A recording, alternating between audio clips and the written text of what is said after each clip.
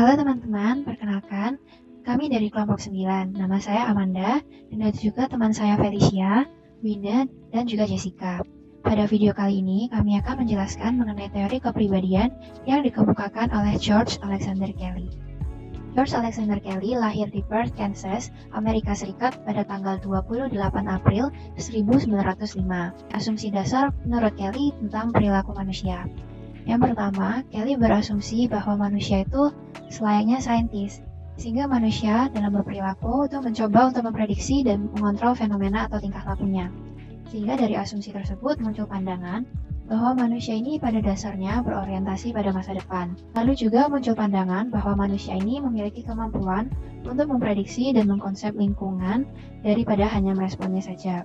Nah, teori yang dikemukakan ini adalah alternatif konstruktif, yang dimana menurut teori ini tidak ada realitas objektif atau kebenaran yang absolut yang harus diungkap. Dengan demikian, terdapat upaya untuk menginterpretasikan peristiwa dengan tujuan untuk memahaminya. Sekarang, mari kita mempelajari bagaimana konstruk pribadi dapat menjadi dasar terbentuknya kepribadian. Konstruk pribadi adalah suatu pattern transparan yang digunakan dalam memandang dunia. Patterns ini berbeda pada setiap orang. Ada orang yang cukup berpegang teguh, ada juga orang yang cara pandangnya sangat berbeda. Dengan konstruk pribadi, orang dapat membandingkan suatu hal dari hal lain. Dengan syarat, perbandingan yang dilakukan harus dalam konteks yang sama. Konstruk pribadi ini jadi dasar terbentuknya kepribadian dengan membentuk tindakan berikutnya dalam menghadapi suatu kejadian. Dalam menghadapi masalah kan orang memiliki beberapa pilihan tindakan. Nanti pilihan yang diambil itu akan membentuk kepribadian orang itu. Konstruk pribadi tidak selalu bersifat akurat sehingga orang akan terus mengumpulkan informasi untuk meningkatkan akurasi konstruk pribadi. Jadi, akurasi konstruk pribadi bersifat tidak kekal.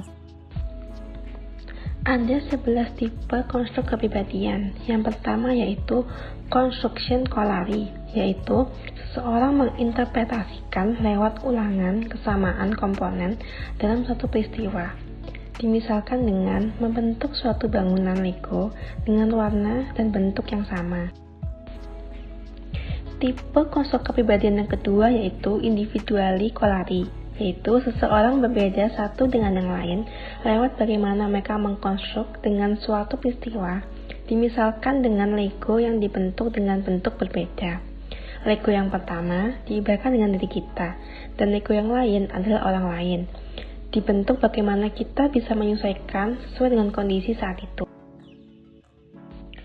Tipe konstruk kepribadian yang ketiga yaitu organization collari.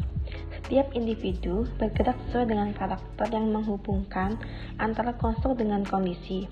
Dimisalkan dengan disusunnya 3 Lego dengan ukuran yang berbeda dan dibentuk dengan disusun ke atas.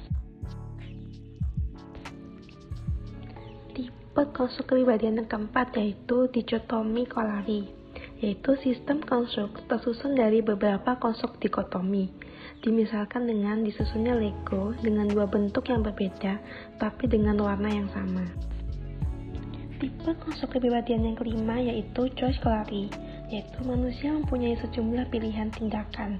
Dimisalkan dengan dibentuknya Lego sesuai bentuk yang diinginkan dan mereka berhak untuk memilih bentuk apa yang mereka inginkan.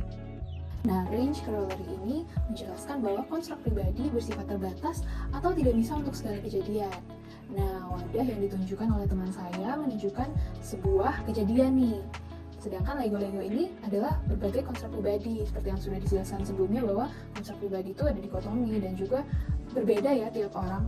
Nah, konstruk pribadi ini ada yang bisa masuk ke dalam suatu kejadian, tapi ada juga yang tidak bisa. Nah, itu menunjukkan keterbatasan dari konstruk pribadi dalam segala kejadian. Nah, sedangkan selanjutnya, experience corollary menjelaskan seseorang mengantisipasi kejadian-kejadian sebagai benar atau tidaknya berdasarkan pengalaman terhadap kejadian sebelumnya.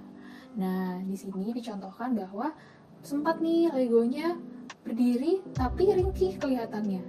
Nah, ternyata ada yang salah.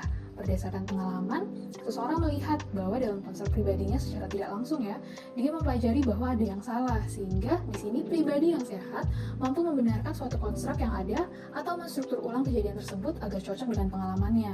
Jadi dilihatlah yang mana nih yang udah bener, dia udah digituin aja gitu ya. Nah, sedangkan kalau misalnya ada yang salah, diubah, jadi direkonstruksi menjadi cocok dengan pengalaman yang sudah ada sebelumnya. Nah, teman-teman, selanjutnya modulation corollary. Nah, modulation ini berbicara soal apa sih? Modulation ini berbicara soal konstruk pribadi yang memiliki variasi, dipengaruhi oleh kemampuan individu tersebut dalam meresapi suatu kejadian. Nah, jadi bisa beda-beda nih variasi kita tergantung bagaimana kita meresapi suatu kejadian. Misalnya dalam Lego ini, meresapi suatu kejadian, variasinya itu bisa warnanya berbeda, bisa bentuknya berbeda, tergantung gimana sih kita meresapi suatu kejadian. Meresapi itu gimana kita merespon, gimana kita memahami suatu kejadian, seperti itu teman-teman. Selanjutnya fragmentation corollary. Nah, di sini kita lihat bahwa teman saya lagi menyusun. Namun ada yang aneh ya kelihatannya. Ada yang terbalik ya teman-teman. Nah, di sini fragmentation corollary menunjukkan bahwa dalam sistem konstruk terkadang terdapat elemen-elemen tertentu yang tidak sesuai atau bertentangan. Nah, ini disebut commonality corollary, di mana manusia terkadang memilih konstruk yang sama satu sama dengan yang lain terhadap pengalaman yang mirip. Nah, jadi mereka punya pengalaman yang mirip, lalu konstruk pribadinya mereka juga mirip. Nah, itu berarti proses psikologisnya mereka juga mirip. Nah, ini menunjukkan dua individu yang berbeda ya teman-teman. Nah, dua individu berbeda ini ada di dalam satu kelompok budaya yang sama, makanya warnanya mereka itu sama juga, tapi tetap konstruk pribadinya ini berbeda. Nah, terus apa sih hubungannya budaya sama konstruk pribadi? Nah, sociality corollary menjelaskan bahwa manusia dapat memahami sistem keyakinan orang lain dikarenakan manusia lekat dengan kelompok budaya yang memahami pengalaman dengan cara yang sama.